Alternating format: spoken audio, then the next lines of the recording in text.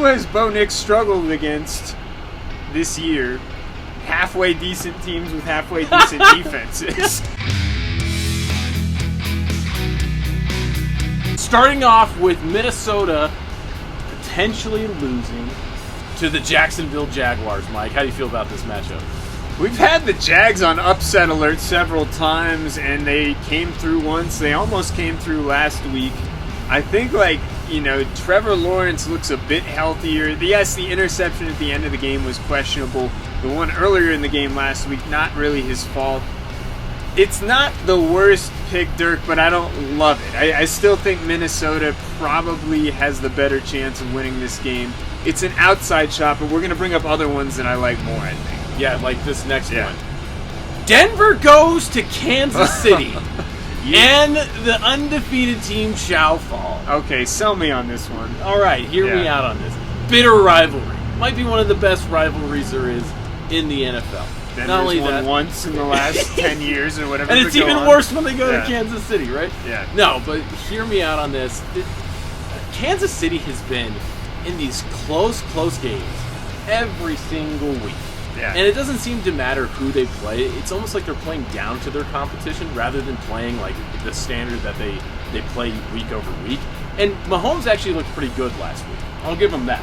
But throughout the course of the season, Mahomes has been the definition of a mid-quarterback. I mean, just look at where he sits on his QBR, the way that his stats have played out. It's not just stats, guys. It's also the way he's been playing. Now, they win games, and I think there's also something to be said about the culture of winning games. But when you start getting into rivalries, crazy things happen. And I think that this is one of those times where you can overlook an opponent. And if Denver establishes that run game, I think it's going to be really hard, especially with that defense, for them to come back late, barring the referees throwing some flags. Well, you always got to contend with that. The other thing I'm going to pose to you, Dirk, is what has kept Kansas City in games all season? Their defense. Who has Bo Nix struggled against this year? Halfway decent teams with halfway decent defenses. I mean, in the games he looked good. Look, I'm not trying to rip Bo Nix completely, and it's entirely possible Denver puts together a decent game plan. But the games that have sold people on Bo Nix being a great quarterback are the Raiders, the Panthers, the Saints, the Buccaneers, who have a historically terrible pass defense. The games that have had people questioning Bo Nix are, the Ravens, the Seahawks, some of these other ones that Denver has not looked very good in. I don't know. To be honest with you, I could see Denver being in this game. But here's where also you've got to be careful with Kansas City is that they've acquired DeAndre Hopkins, and he looked really good last week. He is good. He's always been good. It just shows you how bad Will Levis is. The fact that that's where the Chiefs start to scare me a little bit, is that Pacheco has been hurt. Yeah. Hopkins is getting into the mix. And Kareem Hunt's been good, though. I mean, I know he's older, but he's been good. That's the problem. You go too deep with those guys, all of a sudden it's starting to look kind of dicey.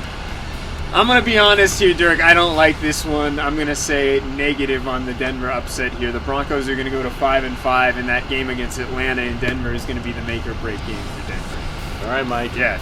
Next one we have the Jets over the Cardinals. Now, I don't like the Jets. I don't like them as a team. I don't think that they're any good, and frankly, I think that there's a reason why we picked the Patriots to beat them a couple weeks ago. I just don't like where this team is at, and I hate with the interim coach, all of that. But the Cardinals are one of those teams that just feels so volatile in their performance. One day, Kyler Murray looks great. The next day, it's head scratches, right? So I'm projecting here that the Jets upset the Cardinals in Phoenix. I am actually going to go with this on this one, Dirk. I think this is the best pick so far. Look, the Jets actually, on Halloween, looked halfway decent in that second half. Devontae Adams is getting worked into the mix, and then, of course, Wilson, also a dangerous receiving threat. I still think it's not too late for the Jets to get back into the playoff hunt here. They're going to have to go on a roll, but this is the kind of game they have to win, and I think they actually might have it. I'm going to stick with this one, Dirk. I do like this as an upset pick for this week.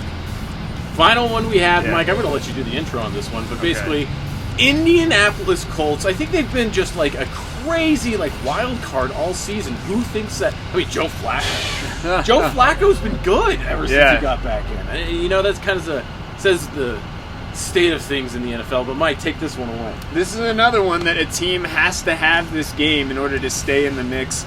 Buffalo doesn't really have to have it, obviously. They're going to coast to the division out there, but is there a shot that the Colts get back into this thing with the win of the Bills? Yes, there is, if they can control the ball and if Jonathan Taylor is able to run for 140, 150 yards like we've seen him do in the past. But they're also going to need Allen to be careless with the football. He's done a pretty good job of taking care of it this year. I don't love this one, Dirk. I think that the Bills are going to hang on and get another win. I think Buffalo is headed towards the 2 seed, but keep an eye on what happens with Kansas City late season. There's still an outside shot Buffalo could get to that 1 seed. They need the Chiefs to really fall off, though. I think Buffalo is pretty much locked into the 2, but they're going to be solidly locked. Now, hear me out on this. I understand that Cooper is still nursing an injury, right? Yeah. And there's a potential he doesn't play in this matchup. Even if he does, an injured Cooper really puts them really back in the same spot they were a few weeks ago prior to that trade. That's true. And the That's a good ongoing point. issue there is just the level of wide receiver play and the ability for Allen to really be able to depend on any of the passing game. I mean, there's put so much on his shoulders that he's been good about it so far in the season, but how long until that nut cracks? And how many times does he have to go into hero mode and make those last-second throws where he's extending a play by 6 seconds in order to allow them to get separation? It is true. I will say that dome historically has been a tough place for some teams to play to. Yeah. I would put this as my number 2 upset alert pick for the week. I like the Jets over the Cardinals more, but watch out for this one.